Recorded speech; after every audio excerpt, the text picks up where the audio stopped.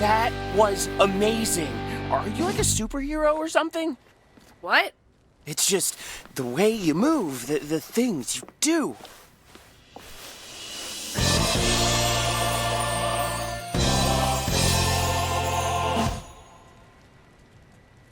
Well, good luck, kid. To reach a wider audience, Insomniac Games had shed their PlayStation exclusivity back in 2010 with hopes of great success. In their formative years with series such as Spyro and Ratchet and Clank, many companies were clawing at a chance to work with them. This led to a partnership with EA and, most importantly, Microsoft Studios. And in 2014, the fruits of their labor would hit the Xbox One and Windows. The reception of Sunset Overdrive was generally positive upon its release. Some publications, such as Game Informer or GameSpot, praised the game, while others, such as Destructoid, pointed out its shortcomings. Some enjoyed the traversal system, some hated it. But if there was a few things many of the outlets agreed upon, it was the art style and customization options in the game. Now, it is not uncommon for people to like specific things about a product, and this game is no different. However, for a game with generally good reception from a company like Insomniac Games, why did I forget it even existed? Was this game so bad that my mind blocked it out? Or was it because as an Insomniac game, it is nothing special? Well, to figure those questions out, I have gone back and replayed the game in its entirety. So join me in my adventure to figure out what went right in this game and what went wrong, to answer the most important question. Was Sunset Overdrive good? Now, to properly answer that question, I will be assessing the gameplay, the story, the voice acting, and its replayability. So, let us begin. The game begins with customizing our character, and as a man of culture, I always go for the girl, as they tend to look not as generic as the guys do. You can see on the screen to the right that this game offers a lot of choices. Heck, you can even give your girl a beard if you are into that sort of thing. Judgment-free zone, people. With 30 minutes of your time stolen since you had to have that perfect look, we are then treated to a nice cutscene involving Spawn from Resident Evil, aka the OD, also known as Overcharged Drinkers. This beginning section of the game serves as a tutorial to get the player familiar with the basic mechanics. I will say that by the end of this section, I felt less interested in this game than I would have expected. This without a doubt stemmed from the tutorial not doing the best job of highlighting the strengths of the game from the get-go. By strengths, I mean the weapons and the movement of your character. Two mechanics that are expressed in the worst way possible at a time when the focus should be on reeling the player in, but luckily, the game gets much better from here. Finishing the tutorial then treats us to a flashback of 3 hours ago when our character, who was a janitor, somehow got caught up in all of this mess. I am talking crazy powers and all. Essentially, Sunset City is being overrun by people who have mutated into OD via energy drink consumption. Your goal is to simply break free from the city, but that whole ordeal is not as easy as it seems. On a side note here, I do enjoy the Scott Pilgrim versus the world vibes I get from these cutscenes, as the words and drop shadow appear out of nowhere. If there is one thing that this game gets right, it's the appearance. While the colors are bright and cartoony, they also have polish to them. Following more customization, we then meet Walter here and get some more practice with the basic mechanics of the game. Shoot and move. The more you move in this game while shooting, the easier the combat becomes, is what it boils down to. The enemies will destroy you if you try to sit and shoot, so don't think that normie shooting stuff is going to work here. You got that? I have to admit, I like the thought put into this mechanic. Insomniac had the choice of making yet another shooter with some interesting weapons, similar to that of their bread and butter, Ratchet and Clank, but instead, they tried broadening the horizon of a third-person shooter. We then meet up with Floyd, who introduces us to these things called amps. To create these amps, however, the player must collect a few different items. This is a great way to get the player focused on mastering movement and providing a reward that feels meaningful. But back to the amps. Amps serve as badges that provide customization to your character's abilities. Some amps change your melee move properties, while others can boost gun damage based on, say, grinding on a rail or bouncing off an object. Amps can also allow the player to cause extra damage to certain enemy types and add secondary effects to the weapons. In addition to these amps, they can also be upgraded in their potency, thus providing another layer of progression. Now, not all amps are created equally, as the better the amp, the more movement is needed to activate it. Base amps are activated at style level 1, the hero amps are at style level 2, and the epic amps are at style level 3.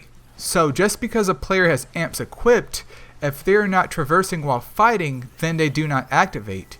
Yet another reason why you should be moving. After the completion of creating your first amps, the game then has you rescue this guy named Sam. Now, Sam is just a dude in college trying to live his best life while the OD are running loose. Hey guys, I want you to meet my new friend. Shut up, Sam. You suck at friends, Sam. This arcade serves as the first hub of missions to help progress the story along. The purpose of the game is to escape from the hellhole known as Sunset City, but without help from others, well, you are SOL like everyone else. Just in case you didn't like the look of your character, you can also change them here and even buy more cosmetics. In addition to this, you can also stray off the beaten path and focus on side quests. I made the mistake of trying to pursue side quests at this point, but instead I should have focused on the main story, and you will learn why shortly. This is also a great time to talk about the voice acting in this game. All in all, it is done well, especially with the female lead, who is voiced by Stephanie Lamelin. There's a bottling plant a few blocks away. If you can bring back a couple bottles for him. Wait a sec. You're telling me that the only thing that will make this guy get off his ass is some brand name bottled water? You don't know him like I do. Yeah, I don't want to know him like you do. Trust me, once we give him what he wants, he'll help make your propeller. While I cannot comment on the male lead, though it was Yuri Lowenthal, even the NPCs are not bad given the context of the game. I say that because no matter how good of a voice actor you are, with scripts like these, well, it's just goofy. But it also helps to keep the game feeling professional. Once you follow through some of the mandatory story quests, you then get a taste of the first boss of the game, Fizzy. From a story perspective, I understand that this is the first boss and is supposed to be the easiest one of them all, which it is, but its execution is boring due to the inherent mechanics of the game. These inherent mechanics work in some situations and not so much in others, and it's all because of one word: freedom. Since a player is capable of such versatile movement, there is only so much a developer can do in this circumstance to challenge them. You will see this issue pop up a few more times later on in the game. Once you successfully wrap up the main quests in the arcade, we then make our way over to Troop Bushido.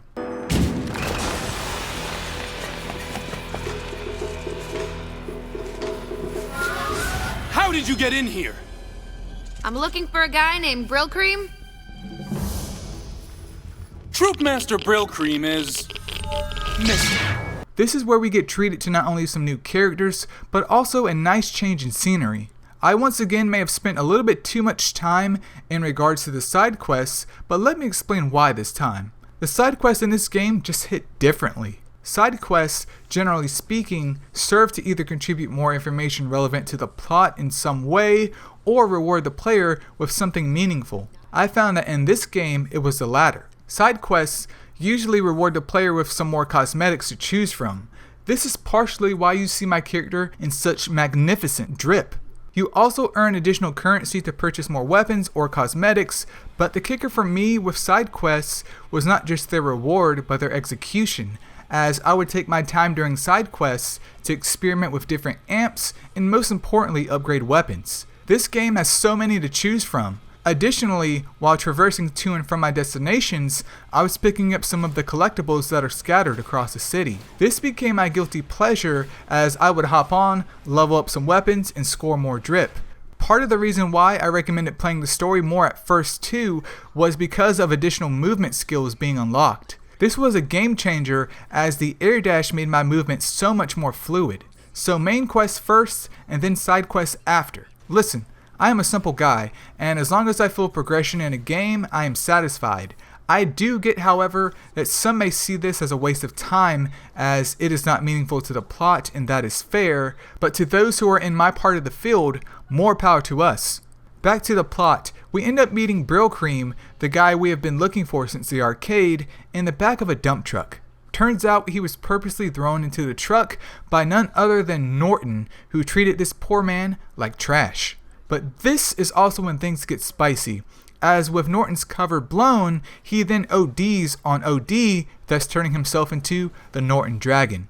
While the boss fight is piss easy, my small brain enjoyed the stylistic animations that would pop off as he would sustain damage.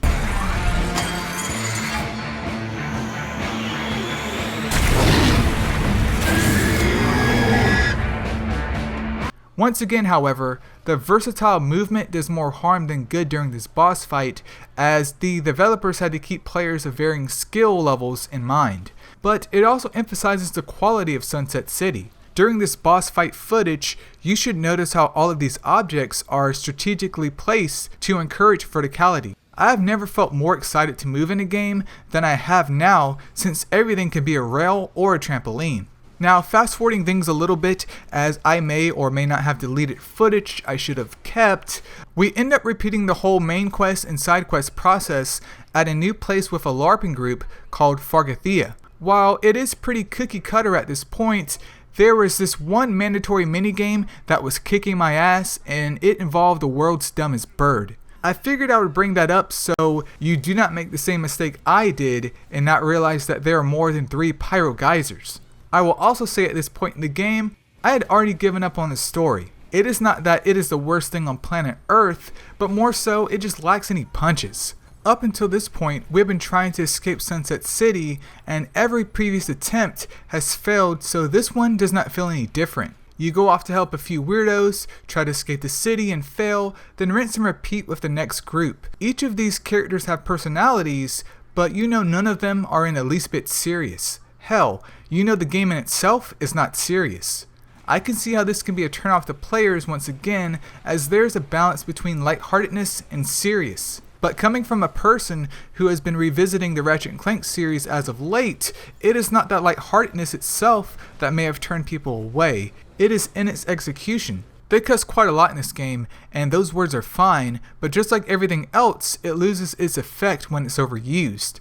Pair that up with the game's self-awareness, which is cute at first, and bare-bones storyline, and well, I see why people are like, yeah, it's a no for me, dog. I'm heading out. But who cares about the story when you are hooked on the movement, the weapons, and the collectibles? So after the Fargathia arc comes a final one involving the Las Catrinas, a group of cheerleaders who are doing the Lord's work by protecting children in a local hospital. You help them out, they help you out, and finally, the game concludes after breaking the 4th wall. Your character respawns and destroys the Fizco building in another epic boss fight, thus preventing the spread of overcharge across the world until the credits end once again, as it is revealed that there are helicopters full of overcharge that will spread the energy drink across the world. This, outside of the DLC, concludes the overall story of Sunset Overdrive and how the game plays out between each faction. As much as I would have liked to include some footage from the DLC, I once again may or may not have done the D word to it, which is shameful in hindsight. But I assure you, if you enjoyed the game up until this point, you would also enjoy the DLC, minus that ball minigame. So after wrapping up this game, it is time to answer the most important question of all. Was Sunset Overdrive good?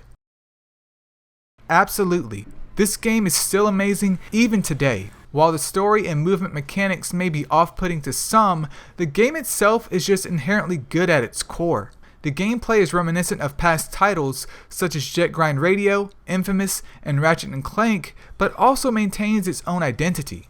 The only other game that comes close in terms of movement nowadays is Spider-Man, which was made by, well, I will let you guess that. The level design is spectacular, as you can see from the gameplay alone how fluid movement is, both horizontally and vertically. Let us not forget about the colors either. They are vibrant and full of life, not dark and muddy. While the plot does very little to keep the player engaged story-wise, at least the voice acting is done quite well. This is not the type of game you would come back to for the story anyways. You would just ignore it and just play the game. It took me around 23 hours to complete the game, and I still had quite a bit of collectibles left to gather. In terms of replayability, this game is off the charts with it, as there is still so much to be done. Outside of side quests, there are still plenty of collectibles, amps you can upgrade, weapons you can max, and you can even aim to get the best score in every movement mission throughout the city. The game is just about having a good time, and trust me, it is a good time. Ultimately, Sunset Overdrive is a game that deserves praise, as it broke the mold of your everyday third-person shooter. It shows maturity in Insomniac as a developer and what they're capable of outside of their cornerstone series. The game showcases why gameplay, when done right, feeds replayability. I, however, have said enough. So, Sunset Overdrive, please take it away. You did it! I mean, not that I had any doubt that you would. Wait here. Hey, Dirk, I got something I think you might like. Sick! Ah, fuck, that's good.